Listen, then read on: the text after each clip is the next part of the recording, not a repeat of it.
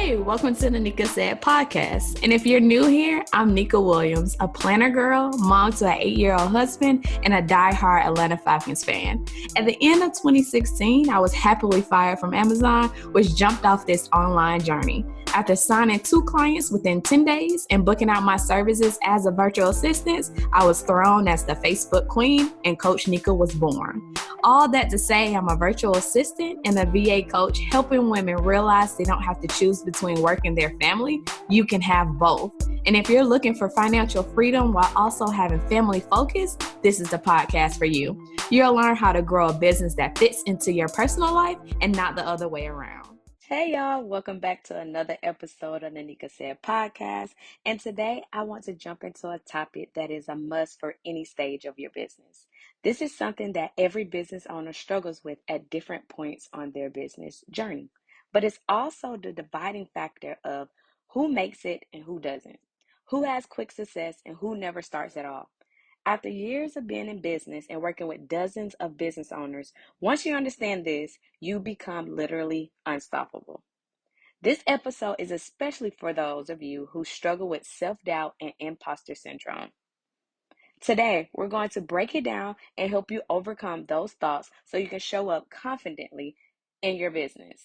I'm talking about how to silence the inner critic, how to stop doubting yourself, and most importantly, how to take confident action in your business.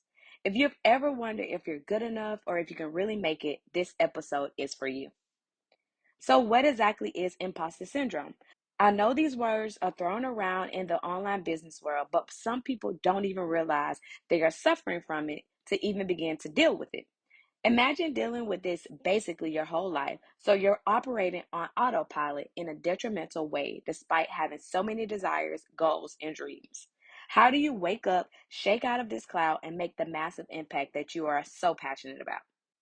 First, is identifying that imposter syndrome is that voice in your head telling you that you're not good enough, that you're a fraud, or that you don't belong in the spaces you're in. It's common in entrepreneurs, especially when you're starting out. You feel like everyone else has it all together, but you're just faking it. But guess what? Everyone has those moments of doubt. Have you ever sat down at your laptop and come across the perfect opportunity to work with a dream client? You feel super excited at first because you have finally found the perfect potential client to pitch to. But then it happens. The little voice in your head starts to creep in, pointing out, well, you don't know every single thing that they're wanting in a virtual assistant. You're just starting, so you don't have a ton of experience in email marketing. Or I'm sure they have been flooded with more experienced VAs. So why should you even waste any time pitching? Or I don't have my proposal perfect yet. I don't want to seem unprofessional or less experienced. Every excuse or reason why you're not good enough seeps in, stopping you dead in your tracks, even seconds after you were super excited to find what seems like a piece of gold in the big ocean. I've been there. When I started my virtual assistant business, I felt like an imposter too. I doubted every decision, wondering if I was good enough to help my clients. I thought at any given moment, someone was going to call me out on how I was pretending to be this big girl doing business. I had no clue to what I was doing. And let's be honest, I was doubting everything that I was trying to do. I would size myself up against virtual assistants that had been in the game 5+ years with their pretty website, onboarding automated machines, booked out client lists, and filled waiting lists with money pouring in every month. And here I was with a Google Doc with one $300 package, praying that someone would give me a try. I was hitting send on my cold emails with my heart racing, palms sweaty, and eyes closed just so I could actually do it this time. But then I quickly realized the more I leaned into the discomfort, the fear, and still did it anyway, the easier and easier it became to do the thing, to pitch the client, to book the sales call, to send the payment link. The more that I did, the more it became my new norm. And I didn't feel like a fraud anymore. The more I learned on what to include in my packages that sold the most, the things to say during sales call that resonated with my potential clients, and converted them with ease.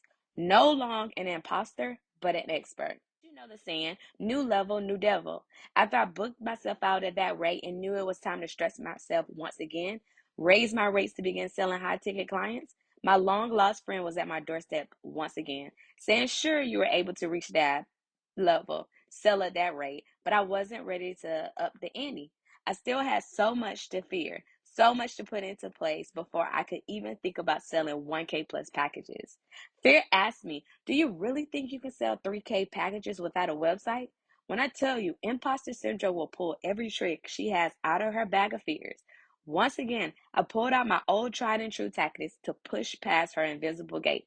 I felt the fear, but I did it anyway. And guess what? I sell 3K packages with ease today. The price, the goal, the task, the thing isn't the problem. You can accomplish whatever it is, but what's stopping you from achieving it right now is your self doubt. I tell my clients this all the time: whatever you believe is true, it is true. So if you side with Miss Self Doubt, then yep, she's right. You're not ready. You're not good enough. Even though I'm here to tell you that's not true at all. However, if you don't believe it, there's nothing I can say that will make you feel different. And I want you to know, overcoming self-doubt is as easy as flicking on a light switch. Literally changing your beliefs around what is possible for you right now in this moment. However, I'm no fairy. I understand that's easier said than done. So I'm going to give you practical steps to help you begin to walk away from imposter syndrome. Number one, recognize it's normal. Acknowledge that self doubt is a part of growth and success. When this sneaky thing starts to rear its nasty head, don't try to run from it. Accept that self doubt is a part of the process. Everyone has felt this way before. Even business owners that inspire you. They have just learned ways to push through the fear at a higher rate of speed. And tell yourself that's exactly what you're learning every time you lean into the fear and do it anyway. Number two, start messy. Perfection isn't the goal, progress is. Take the first step, even if you don't have all of the answers. You have to truly and deeply commit to taking action no matter what thoughts or feelings come up. Fear is going to tell you your projects aren't good enough to be shared with the world, but you have to remind yourself you can make it better, quote unquote, later, but you're going to put it out what you have right now. You will focus on done is better than perfect. Looking back at the Google Doc that I shared with my potential clients in the first year of my business makes me sick to my stomach. But if I didn't start there, if I wanted to wait until it was professionally done to get started, then that would have set me back years. Plus, I learned so much from that first pitch, and those teachings are what made each pitch and package better. Number three, focus on your past wins. Remind yourself of all the times you have succeeded, even if they seem small. I'm sure if you close your eyes for 20 seconds, you can think of a few accomplishments that have made you extremely proud. No matter if it's perfecting your mom's mac and cheese recipe for Thanksgiving dinner, a promotion at your job, getting an A in a tough subject, or hitting a savings goal. At the end of the day, you succeeded after pushing through the doubt in the beginning of telling yourself, would you actually be able to make this happen? Your business goals are no different. Small wins compound and turn into big wins. Use your past personal and professional wins to motivate you to keep going through it all. Number four, surround yourself with positivity. Find a support system, whether it's a mentor, coach, or community that encourages you and reminds you of your worth.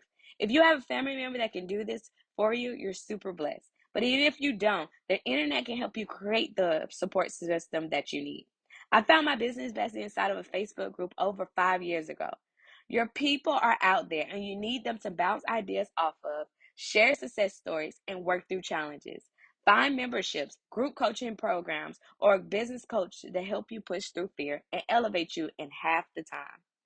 One of the biggest lessons I've learned is that embracing my imperfections actually made me stronger, have a bigger impact, and increase my income. You don't have to be perfect to be successful. You build confidence by doing.